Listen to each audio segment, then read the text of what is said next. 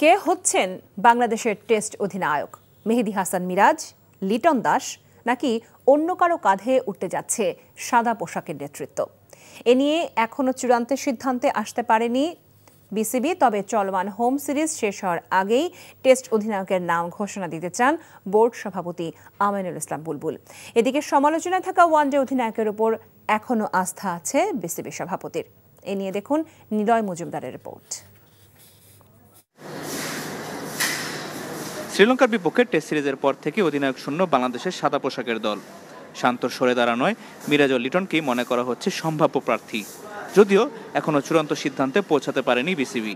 এই বিষয়ে এখনো আলোচনা হচ্ছে বলে জানিয়েছেন সভাপতি। টেস্ট ক্রিকেটের ক্যাপ্টেন্সিটা আমরা যেটা পলিসি নিয়েছি সেটা হচ্ছে যে আমরা কয়েকজনের সাথে কথা বলবো। বোর্ডের পক্ষ থেকে ক্রিকেট অপারেশনস কথা বলবে, যারা সিলেক্টর আছে তারা কথা বলবে, এবং যারা কোচিং স্টাফ আছেন টপ তারা কথা বলে যেই ক্যাপ্টেনটা তারা মনে করবে যে সুইটেবল, শুধু না যে ক্যাপ্টেন হবে তাকেও এগ্রি করতে হবে, এবং তারপরে সবাই মিলে বসে সিদ্ধান্ত নেওয়া হবে। টেস্ট অধিনায়ক হিসেবে মিরাজের নাম আলোচনায় থাকলেও ওয়ানডে অধিনায়ক নিয়ে বেশ চাপের মুখে আছেন এই অলরাউন্ডার।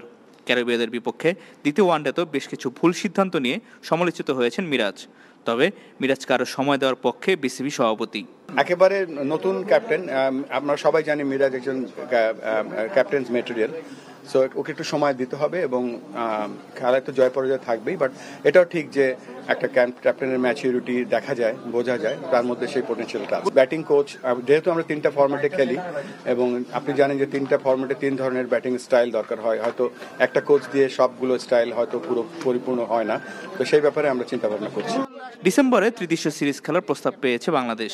আয়ারল্যান্ড সিরিজের পর ও বিপিএল এর আগে হতে পারে এই series. Niloy Majumdar, NTV news, Dhaka. Bundle থাকলে প্রতি সেনমানিতে টাকা বাঁচবে।